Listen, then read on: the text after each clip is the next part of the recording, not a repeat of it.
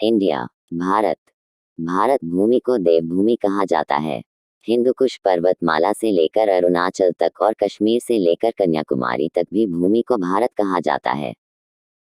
भारत को प्राचीन काल से ही नदियों का देश माना जाता है। इन नदियों का हमारे सभ्यता के विकास में महत्वपूर्ण योगदान रहा है। हम नदियों को हमेशा से ही पूजनीय मानते चले आ रहे हैं।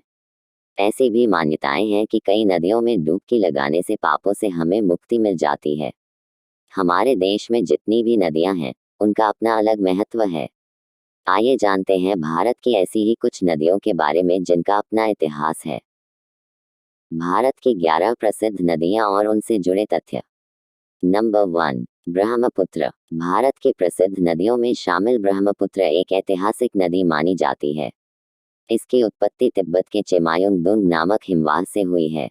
ब्रह्मपुत्र नदी तिब्बत और भारत से होकर बांग्लादेश में बहती है। भारत में यह नदी अरुणाचल प्रदेश, असम राज्य से होकर बांग्लादेश में जाकर बहती है। इस नदी को अलग अलग नामों से जाना जाता है। तिब्बत में इसे सांपो, अरुणाचल में डी और असम में इसे ब्रह्मपुत्र कहते हैं। ब्रह्मपुत्र को असम का शोक भी कहा जाता है। जब यह नदी पूरे उफान पर होकर अपना गुस्सा दिखाती है, तो पूरा असम जलमय हो जाता है। इस नदी की कुल लंबाई 2900 किलोमीटर है। सुवर्णश्री, तिस्ता, तोरसा, लोहित, बराक आदि ब्रह्मपुत्र की सहायक नदियां हैं। नंबर 2, गंगा नदी। भारत की सबसे प्रमुख नदी माने जाने वाली गंगा उत्तराखंड में हिमालय से निकलकर बंगाल की खाड़ी में जाकर मिलती है। यह भारत और बांग्लादेश को मिलाकर 2525 किलोमीटर की दूरी तय करती है। गंगा नदी को उत्तर भारत की अर्थव्यवस्था का प्रमुख आधार माना जाता है। गंगा ऐसी नदी है जो दुनिया के सबसे अधिक उपजाऊ और घनी आबादी वाले क्षेत्र से होकर बहती है। भारत में इस नदी का पौराणिक महत्व भी है। कहा जाता है कि गंगा में स्नान करने से मुक्ति मिल जाती है और सारे पाप कट जाते हैं। कहा जाता है कि मरते समय व्यक्ति को गंगा का जल पिला दिया जाए तो उसे मोक्ष की प्राप्ति होती है। 100 फीट की अधिकतम गहराई वाली यह नदी भारत में सबसे पवित्र मानी जाती है। इसकी उपासना माँ और देवी के रूप में की जाती है। इसके तट पर बने धार्मिक स्थल वाराणसी, प्रयाग, हरिद्वार आदि हैं। गंगा की सहायक घाघरा नदी है। नंबर 3, नर्मदा। भारत की प्रसिद्ध नदियों में शुमार नर्मदा का दूसरा नाम रेवा है। मध्य प्रदेश और गुजरात राज्य में बहने वाली नर्मदा का भी धार्मिक महत्व गंगा के जैसे है।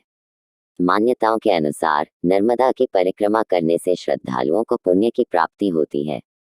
पुराणों में भी इस बात का उल्लेख है कि नर्मदा नदी के दर्शन मात्र से समस्त पाप मिट जाते हैं। नर्मदा की उत्पत्ति महाकाल पर्वत के अमरकंटक शिखर से हुई है। नर्मदा जहाँ जहाँ होकर बहती है, वह स्थान पुण्य माना गया है। नर्मदा की लंबाई 1312 किलोमीटर है।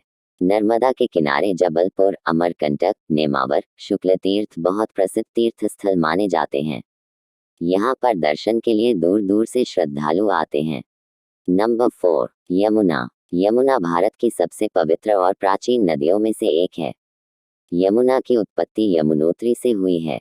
यमुना और गंगा पुरातन संस्कृति का एक अहम हिस्सा मानी जाती हैं। यमुना का ब्रज की संस्कृति से पुराना नाता रहा है। ब्रजवासी यमुना को अपनी माता मानते हैं। वहीं यमुना और भगवान कृष्ण का भी बड़ा गहरा संबंध रहा है। अगर भगवान कृष्णा को ब्रज का जनक कहा जाता है, तो यमुना भी ब्रज की जननी मानी जाती है। अगर गंगा को ज्ञान का प्रतीक माना जाता है, तो वहीं यमुना को भक्ति का प्रतीक माना जाता है। गंगा के समांतर बहने के कारण यमुना इलाहाबाद में जाकर गंगा में मिल जाती है, जिसे हम प्रयाग के नाम से जानते हैं। यमुना की कुल लंबाई 1376 किलोमीटर है। नंबर 5, गोदावरी। भारत की प्रमुख नदियों में प्रसिद्ध माने जाने वाली गोदावरी की उत्पत्ति पश्चिम घाट पर्वत श्रेणी के त्रिंबक पर्वत से हुई है। यह नदी महाराष्ट्र, तेलंगाना और आंध्र प्रदेश से निकलकर राजमुंद्री शहर के पास बंगाल की खाड़ी में जाकर मिल जाती है। विद्वानों के अनुसार इस नदी का नाम तेलुगु भाषा के गोद शब्द से पड़ा है, जिसका मतलब मर्यादा होता है। गोदावरी नदी के तट पर ही नासिक, त्रयंबकेश्वर, पैथन जैसे प्रसिद्ध तीर्थ स्थल हैं। गोदावरी को दक्षिणी गंगा भी कहा जाता है। प्राणहिता, इंद्रावती, मंजरा इत्यादि गोदावरी की प्रमुख सहायक नदियां हैं। नंबर 6, महानदी। भारत की प्रमुख नदियों में शामिल महानदी की उत्पत्ति छत्तीसगढ़ की पहाड़ियों से हुई है, जिस कारण इसे छत्तीसगढ़ की गंगा भी कहा जाता है। यह नदी छत्तीसगढ़ से निकलकर उड़ीसा होते हुए बंगाल की खाड़ी में जाकर मिल जाती है। महानदी उड़ीसा की प्रमुख नदियों में से एक है। कभी कभी अपने उफान के कारण उड़ीसा की जनता को महानदी का कोपभाजन भी होना पड़ता है। इस कारण इस नदी को उड़ीसा का शोक भी कहा जाता है।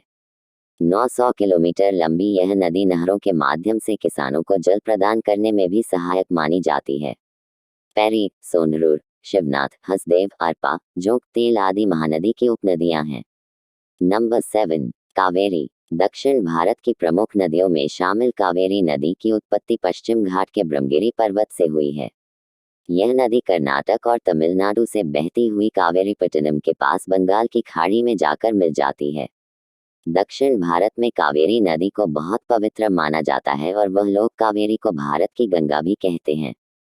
हरंगी, हेमवती, नोअल, अमरावती, सिमसा, लक्ष्मण तीर्थ, भवानी, काबिनी आदि कावेरी की सहायक नदियां हैं। नंबर 8, कृष्णा। महाराष्ट्र के महाबलेश्वर पर्वत से निकलने वाली कृष्णा नदी को दक्षिण भारत की एक महत्वपूर्ण नदी माना जाता है। महाराष्ट्र से निकलकर कर्नाटक और आंध्र प्रदेश होते हुए यह बंगाल की खाड़ी में जाकर मिल जाती है। कृष्णा की लंबाई 1400 किलोमीटर है। कृष्णा की सहायक नदियां तुंगभद्रा, घाटप्रभा, मुसी और भीमा है। इस नदी से आंध्र प्रदेश समेत देश के कई राज्यों को सिंचाई समेत कई तरह के लाभ मिल रहे हैं। नंबर 9, ताप्ती। पश्चिम भारत की सबसे प्रसिद्ध माने जाने वाली ताप्ती नदी की उत्पत्ति मध्य प्रदेश के गाविलगढ़ पहाड़ियों से हुई है। ताप्ती नदी को तापी नदी के नाम से भी जाना जाता है। यह नदी सतपुड़ा के पहाड़ों के बीच से होकर महाराष्ट्र से गुजरात में होते हुए खंभात की खाड़ी में जाकर गिरती है। गुजरात का प्रसिद्ध शहर सूरत भी इसी नदी के किनारे बसा है। 724 किलोमीटर लंबी यह नदी गुजरात की प्रसिद्ध नदी मानी जाती है। महाराष्ट्र से बहने वाली पूर्णा, गिरना और पंजरा ताप्ती की प्रमुख सहायक नदियां हैं। नंबर 10, घाघरा। दक्षिण तिब्बत के पर्वत शिखर हिमालय से निकलने वाली घाघरा गंगा की प्रमुख सहायक नदी है।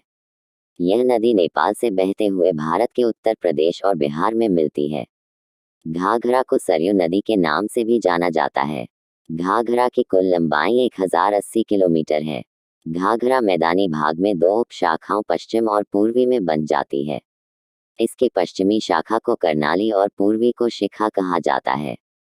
नंबर 11, कोसी। गंगा की सहायक नदी कोसी की उत्पत्ति नेपाल के पहाड़ों से हुई है, जो आगे चलकर बिहार में गंगा नदी में मिल जाती है।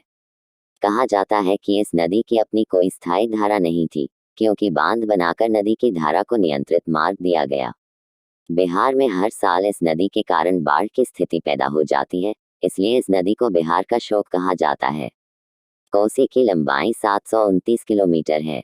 बूढ़ी गंडक, बागमती इसकी प्रमुख सहायक नदियां मानी जाती हैं। यह तो देश की कुछ नदियां हैं। भारत में ऐसी तमाम नदियां हैं जो मानव समाज को अनंतकाल से सींच रही हैं। इन नदियों का सदियों से ही मानव समाज के साथ बहुत गहरा संबंध रहा है। आज जिस तरह से प्रदूषण ने नदियों पर अपना कब्जा कर लिया, वह एक चिंता का विषय है। हम सबको एक संकल्प लेकर इसके खिलाफ खड़ा होना पड़ेगा ताकि नदियों को बचाया जा सके। दोस्तों, ऐसे ही दिलचस्प वीडियो देखने के लिए हमारे चैनल को लाइक करना, सब्सक्राइब करना और शेयर करना ना भूलें। धन्यवाद।